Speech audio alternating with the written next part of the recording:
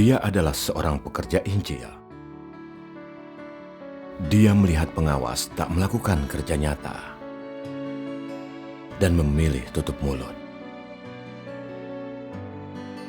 Dia tahu pekerjaan Injil terdampak, tapi tak berani melaporkannya. Apa yang dia takutkan? Watak rusak apa yang bersembunyi di balik dia melindungi dirinya sendiri? Melalui penyingkapan dan bimbingan firman Tuhan, pemahaman apa yang dia dapatkan tentang dirinya? Bagaimana dia menerapkan dan berubah?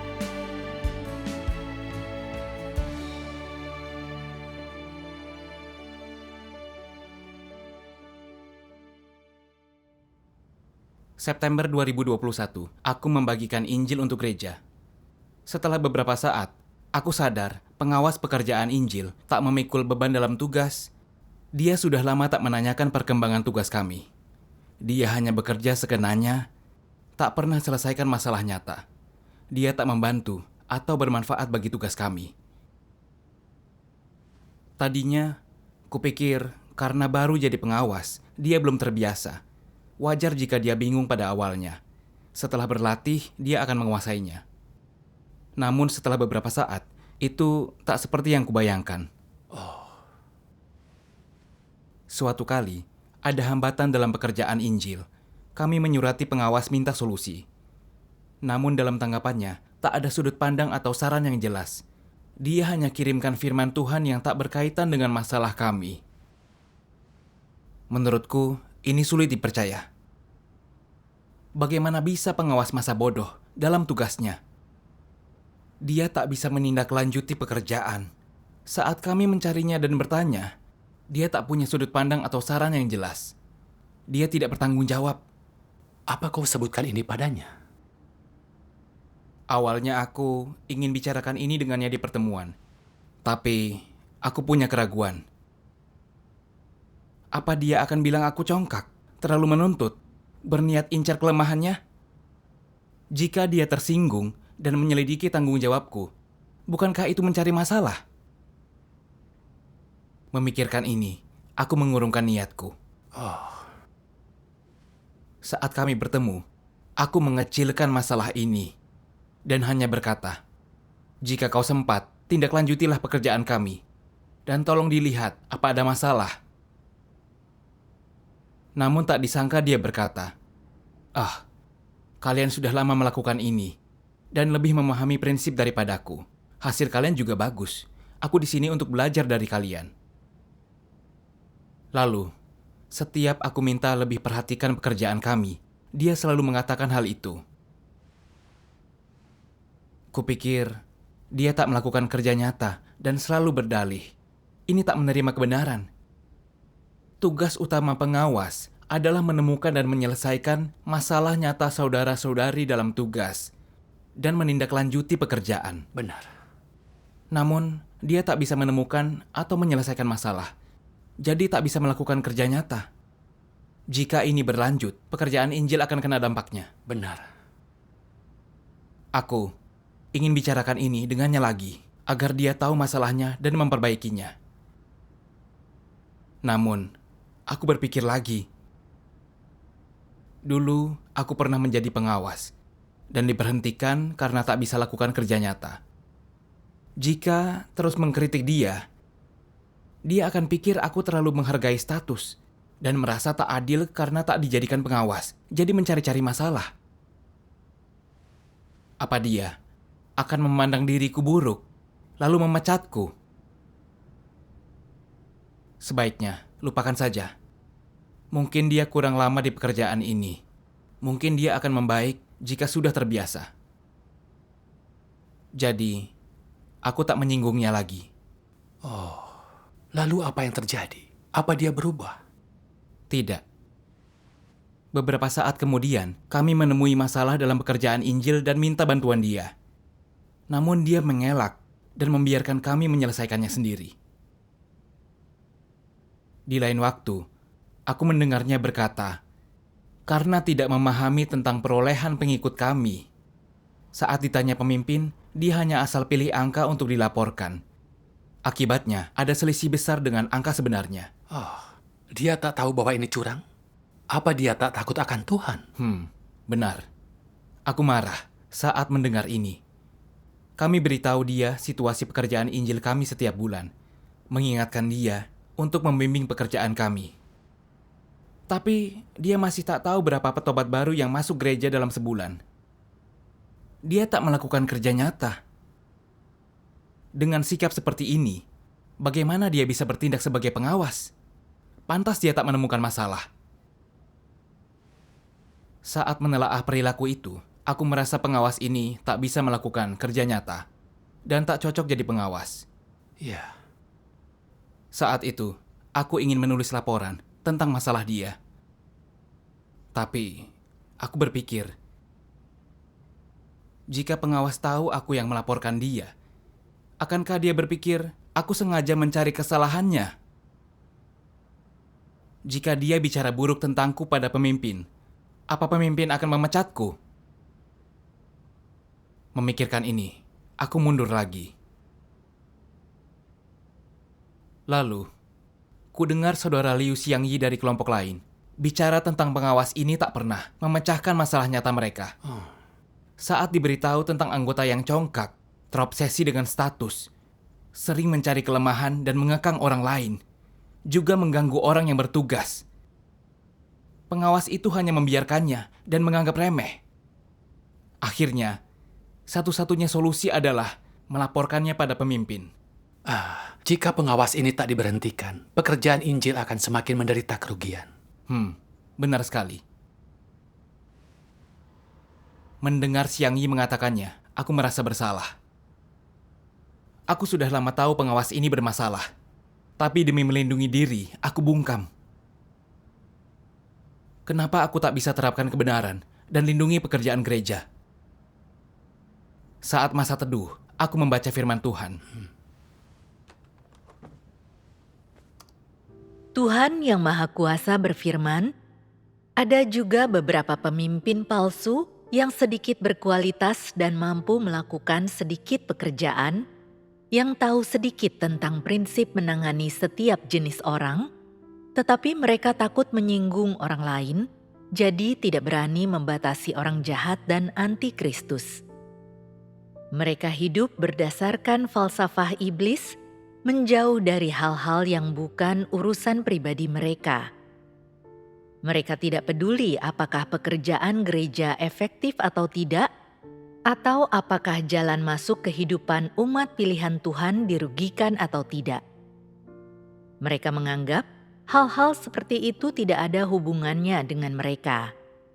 Jadi, selama pemimpin palsu seperti itu menjabat, tatanan normal kehidupan bergereja menjadi tidak terpelihara, dan tugas serta jalan masuk kehidupan umat pilihan Tuhan menjadi tidak terjamin. Apa natur dari masalah ini? Bukan bahwa pemimpin palsu seperti itu tidak bisa bekerja karena kualitas mereka buruk. Jadi dalam hal apa mereka adalah pemimpin palsu? Mereka pemimpin palsu karena adanya masalah dengan kemanusiaan mereka. Selama masa jabatan mereka sebagai pemimpin, masalah dalam hal orang jahat dan antikristus yang merusak dan mengganggu pekerjaan gereja sama sekali tidak terselesaikan. Beberapa saudara-saudari sangat dirugikan karena hal ini, dan ini merupakan kemunduran besar bagi pekerjaan gereja. Pemimpin palsu semacam ini melihat adanya masalah dan melihat adanya orang yang menyebabkan gangguan dan kekacauan, dan mereka tahu apa tanggung jawab mereka, apa yang harus mereka lakukan, dan bagaimana mereka harus melakukannya, tetapi mereka sama sekali tidak melakukan apapun. Mereka berpura-pura tuli dan bisu, tidak mendengar atau mempertanyakan apapun, tidak melaporkan hal itu kepada atasan mereka. Mereka berpura-pura tidak tahu apapun dan tidak melihat apapun. Bukankah ini adalah masalah dalam kemanusiaan mereka? Apa prinsip kepemimpinan mereka? Aku tidak menyebabkan gangguan atau kekacauan, tetapi aku tidak akan melakukan apapun yang menyinggung orang atau apapun yang menyerang martabat orang lain. Meskipun aku digolongkan sebagai pemimpin palsu, aku tetap tidak akan melakukan apapun yang menyinggung orang lain. Aku harus membuat jalur pelarianku sendiri. Cara berpikir macam apa ini? Ini adalah cara berpikir iblis. Dan watak macam apa ini? Bukankah ini sangat licik dan menipu? Orang seperti itu tidak sedikit pun tulus dalam memperlakukan amanat Tuhan. Mereka selalu licik dan curang dalam melaksanakan tugasnya, dengan begitu banyak perhitungan yang keji, memikirkan diri sendiri dalam segala hal. Mereka sama sekali tidak memikirkan pekerjaan gereja dan sama sekali tidak memiliki hati nurani atau nalar. Mereka sangat tidak layak untuk bekerja sebagai pemimpin. Dalam hatiku, terlihat semantap atau sebaik apapun orang semacam ini, atau betapapun penuh aturan dan pendiamnya mereka, atau betapapun bekerja keras dan kompetennya mereka, fakta bahwa mereka bertindak tanpa prinsip dan tidak bertanggung jawab atas pekerjaan gereja mengharuskanku untuk memandang mereka berdasarkan hal ini sebagaimana yang seharusnya. Sebagai penutup, aku akan mendefinisikan orang seperti ini. Mereka mungkin tidak melakukan kesalahan besar, tetapi mereka sangat licik dan menipu. Mereka sama sekali tidak memikul tanggung jawab, juga sama sekali tidak menjunjung tinggi pekerjaan gereja. Mereka tidak memiliki kemanusiaan. Kurasa mereka seperti sejenis binatang. Dalam kelicikan mereka agak mirip dengan rubah. Begitu kebenaran telah menjadi kehidupan di dalam dirimu, saat engkau mengamati ada orang yang menghujat Tuhan, yang tidak takut akan Tuhan, yang ceroboh, dan asal-asalan saat melakukan tugas mereka, atau yang menyela dan mengganggu pekerjaan gereja, engkau akan menanggapinya sesuai dengan prinsip-prinsip kebenaran dan akan mampu mengidentifikasi serta mengungkapkannya bila perlu. Jika kebenaran belum menjadi hidupmu dan engkau masih hidup dalam watak jahatmu, maka ketika engkau menemukan orang-orang jahat dan setan-setan yang menyebabkan gangguan dan kekacauan pada pekerjaan gereja, engkau akan berpura-pura tidak melihatnya dan menolak untuk mendengarnya. Engkau akan mengabaikan mereka tanpa teguran dari hati nuranimu. Engkau bahkan akan menganggap siapapun yang menyebabkan gangguan terhadap pekerjaan gereja tidak ada sangkut pautnya dengan dirimu.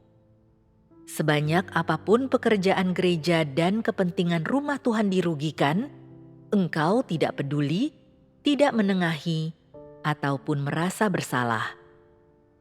Hal mana membuatmu menjadi seseorang yang tidak berhati nurani atau tidak berakal, orang tidak percaya, pelaku pelayanan. Engkau makan apa yang adalah milik Tuhan, minum apa yang adalah milik Tuhan, dan menikmati semua yang berasal dari Tuhan, tetapi merasa bahwa kerugian apapun terhadap kepentingan rumah Tuhan tidak ada kaitannya denganmu. Hal mana membuatmu menjadi pengkhianat yang tidak tahu berterima kasih. Jika engkau tidak melindungi kepentingan rumah Tuhan, apakah engkau masih bisa disebut manusia? Ini adalah setan yang telah menyusup ke dalam gereja. Engkau berpura-pura percaya kepada Tuhan, berpura-pura menjadi umat pilihan, dan engkau mau mendompleng di rumah Tuhan. Engkau tidak menjalani kehidupan manusia, dan jelas adalah salah satu dari orang tidak percaya. Amin. Amin. Firman Tuhan membuatku merasa sedih. Apalagi saat membaca ini. Mereka tak memiliki kemanusiaan. Dalam kelicikan mereka mirip rubah.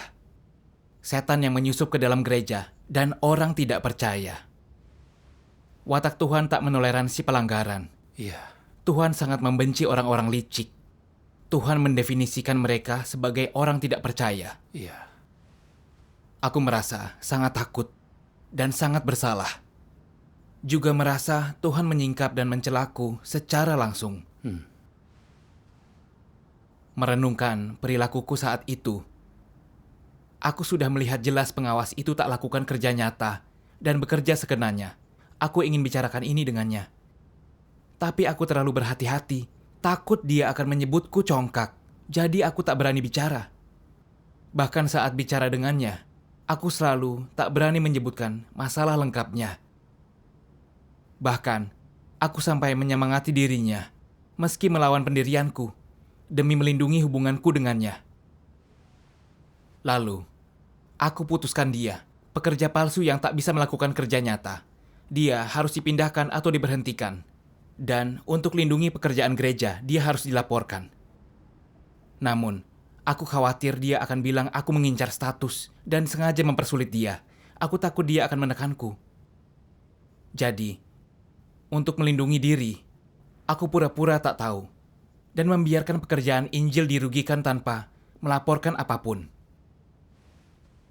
Aku sungguh licik, egois dan tercela. Aku tidak tulus terhadap Tuhan. Mengingat bertahun-tahun aku percaya Tuhan, menikmati perbekalan banyak firman Tuhan. Bagaimana bisa aku melihat pekerjaan gereja dirugikan dan hanya ingin melindungi diri, bukan melindungi pekerjaan gereja?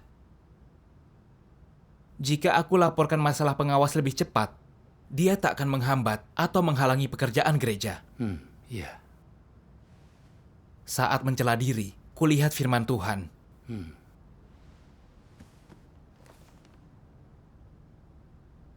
Selama bertahun-tahun, pemikiran orang untuk kelangsungan hidup telah merusak hati mereka, membuat mereka menjadi pengkhianat, pengecut, dan hina. Mereka tak memiliki kemauan dan tekad, juga serakah, congkak, dan degil. Mereka tak punya tekad yang melampaui dirinya. Mereka juga tak berani melepaskan diri dari ikatan kuasa gelap ini. Pemikiran dan kehidupan orang-orang telah rusak, sehingga perspektif mereka tentang percaya Tuhan masih menjijikan. Bahkan saat mereka membicarakan tentang pandangan iman, sungguh tak tertahankan.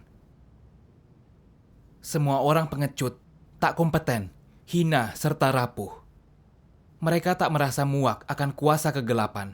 Mereka tidak menyukai terang dan kebenaran, dan berusaha mengenyahkannya. Amin. Amin. Memikirkan firman Tuhan, aku sadar telah sangat dirusak oleh iblis. Dan racun iblis telah mengakar jauh di dalam hatiku.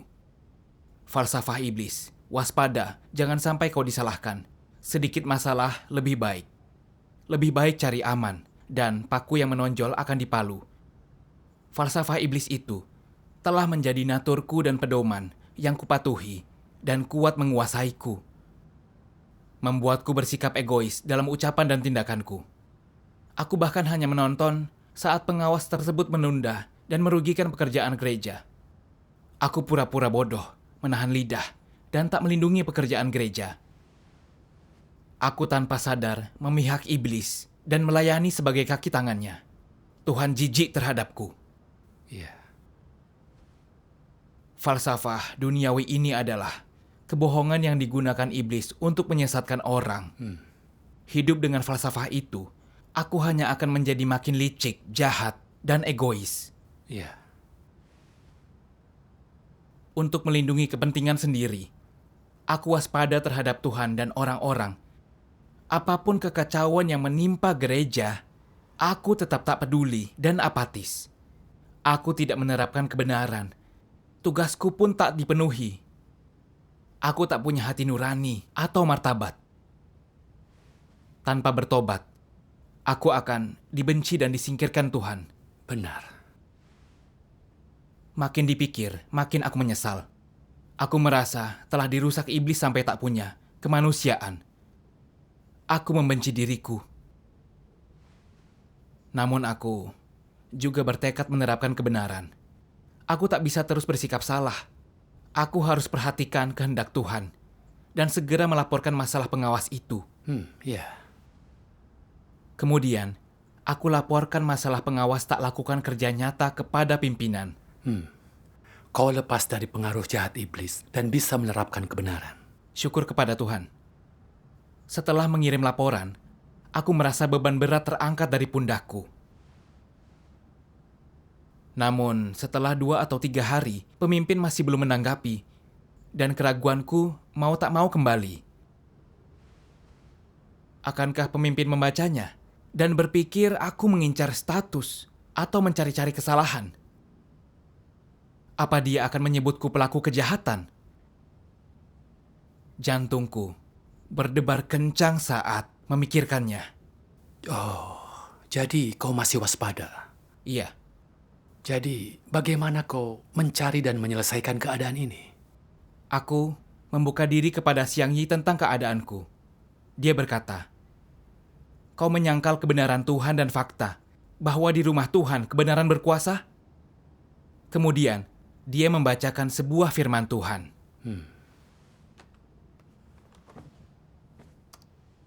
Tuhan yang Maha Kuasa berfirman, orang-orang seperti antikristus selalu memperlakukan keadilan dan watak Tuhan sesuai gagasan mereka sendiri dengan mempertanyakan dan menentangnya.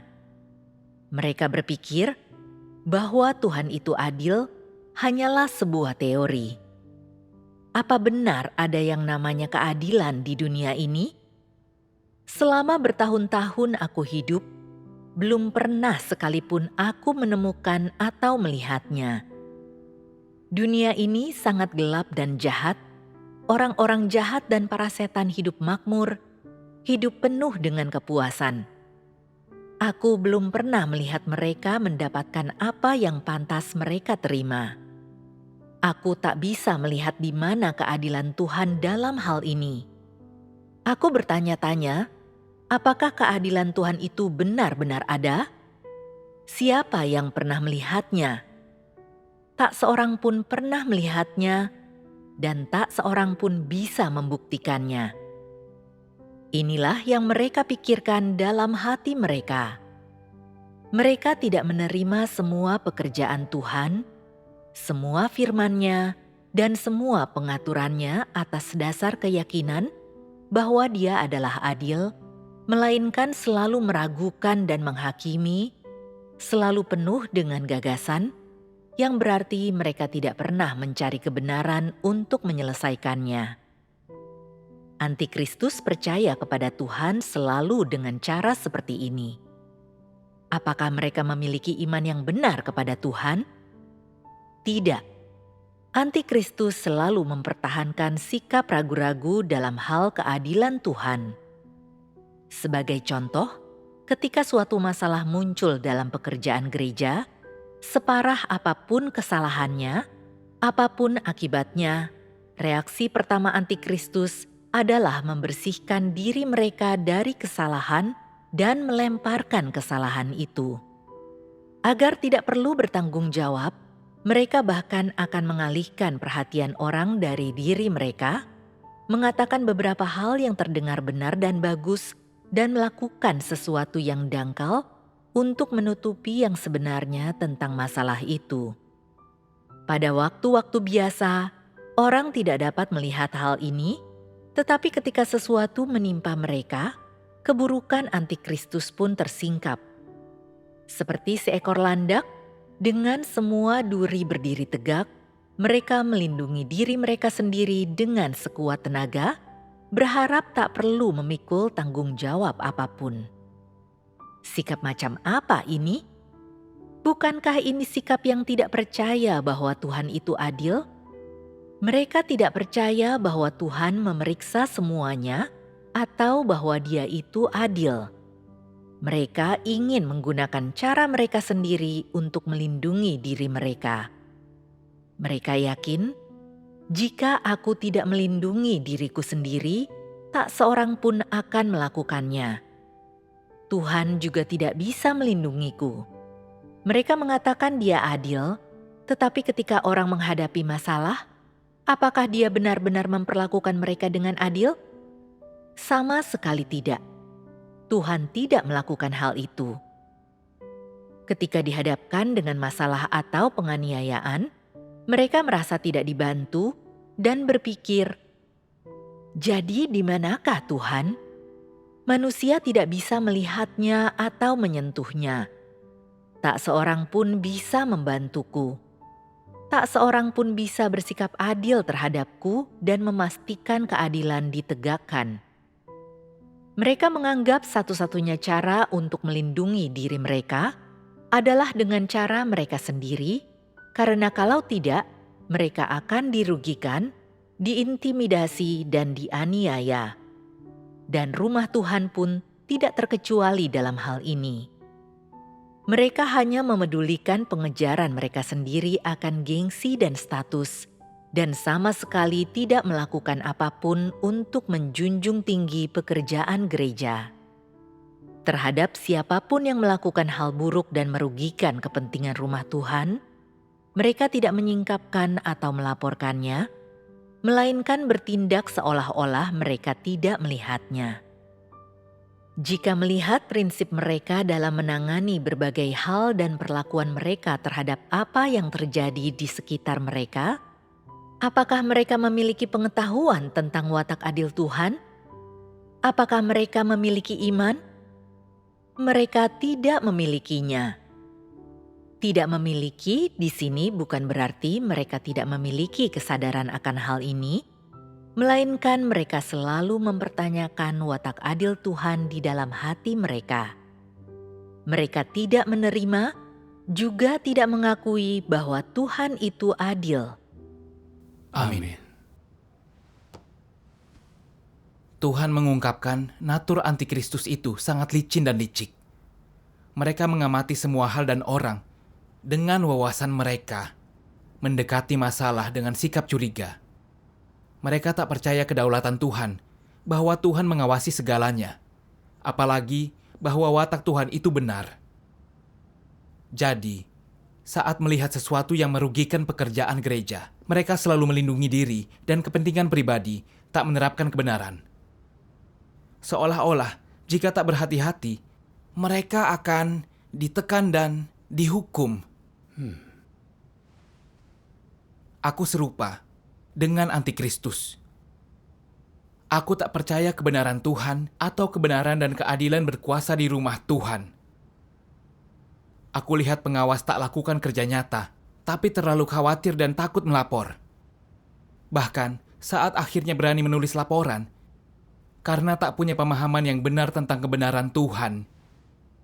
Saat melihat pemimpin tak segera menanggapi, aku jadi curiga dan waspada. Aku takut pemimpin takkan menanganinya, dan aku akan diusir sebagai pelaku kejahatan.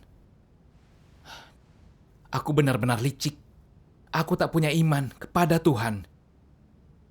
Bukankah aku menyangkal kebenaran dan kedaulatan Tuhan atas segalanya? Aku melihat pengaturan Tuhan dari sudut pandang orang tak percaya. Curiga dan waspada terhadap pemimpin gereja. Kupikir gereja tak adil dan tak benar seperti dunia luar. Ini bukan percaya Tuhan. Bukankah ini fitnah terhadap Tuhan? Benar.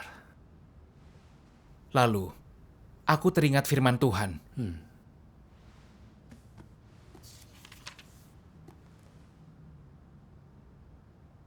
Apakah kebenaran itu pilih kasih? Bisakah kebenaran sengaja menantang orang? Jika kau mengejar kebenaran, bisakah itu memberatkanmu?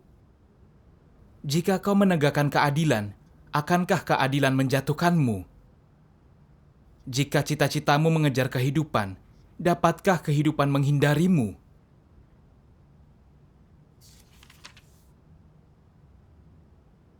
Bagaimana mungkin orang yang mencari Tuhan dikutuk Tuhan? Bagaimana mungkin orang yang punya akal sehat dan nurani yang peka dikutuk Tuhan? Bagaimana mungkin seseorang yang menyembah dan melayani Tuhan ditelan oleh api dari murkanya?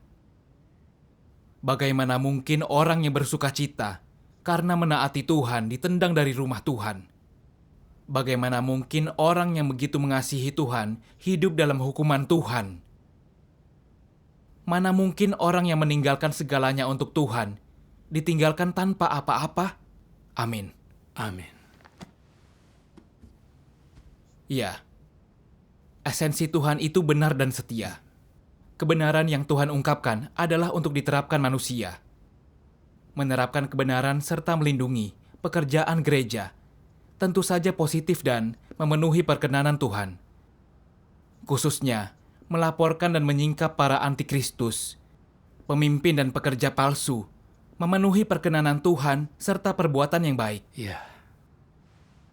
Coba pikirkan, apa pernah orang yang menerapkan kebenaran dikeluarkan dari gereja?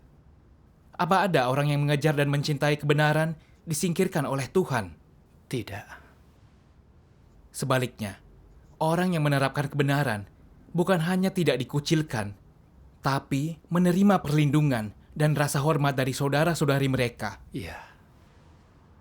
Meski beberapa orang ditekan serta dihukum antikristus karena mereka menerapkan kebenaran, ini hanya sementara. Pelaku kejahatan dan antikristus akan disingkap serta diusir dari gereja. Selain itu, mereka yang ditekan antikristus dan pelaku kejahatan akan mendapat keuntungan melalui doa mereka dan mengejar kebenaran. Mereka akan dapat kearifan tentang antikristus dan pemahaman tentang kedaulatan Tuhan yang Maha Kuasa. Semua ini sepenuhnya menunjukkan watak benar Tuhan, bahwa kebenaran dan keadilan berkuasa di rumah Tuhan. Tepat sekali. Dan di rumah Tuhan, hanya orang yang berniat berbuat jahat dan antikristus yang akan disingkirkan oleh gereja. Ya. Aku melaporkan masalah pengawas itu bukan karena aku punya niat buruk atau sengaja mengincar kelemahannya, tapi karena memikirkan pekerjaan gereja. Semua yang kulaporkan itu fakta objektif, bukan upaya menzalimi. Tindakanku dilakukan bukan untuk merugikan pengawas dan pekerjaan gereja. Iya. Jika dia orang yang bisa mengejar dan menerima kebenaran, setelah dilaporkan, dia akan bisa merenungkan diri. Situasi ini akan membuatnya lebih jelas melihat kekurangan dan kerusakannya, serta mengembangkan jalan masuk kehidupannya. Jika dia membenciku karena hal ini, bahkan menekan atau memecatku tiba-tiba, ini akan mengungkapkan bahwa dia tak terima kebenaran, tak cocok untuk dibina. Benar. Menyadari ini, hatiku jauh lebih cerah, tak lagi merasa terkekang. Melaporkan pemimpin yang tak melakukan kerja nyata adalah tanggung jawabku dan keharusan. Apapun akibatnya, aku tak akan menyesal. Setelah sedikit memahami watak benar Tuhan, kau tak lagi ragu-ragu. Benar. Lalu datang surat dari pimpinan yang mengatakan pengawas itu diberhentikan. Membaca surat itu, aku terharu. Kebenaran dan keadilan berkuasa di rumah Tuhan. Benar. Aku sungguh bersyukur kepada Tuhan. Syukur kepada Tuhan. Melalui pengalaman ini, aku dapat mengenali pemimpin dan pekerja palsu, dan juga sadar betapa liciknya naturku, serta mendapatkan pemahaman tentang watak benar Tuhan. Ini berkat kasih karunia Tuhan. Benar. Kelak, apapun yang kuhadapi, aku bersedia menerapkan kebenaran, melindungi pekerjaan gereja, serta memenuhi tanggung jawab dan tugasku. Syukur kepada Tuhan. Syukur kepada Tuhan. Melalui pengalaman ini,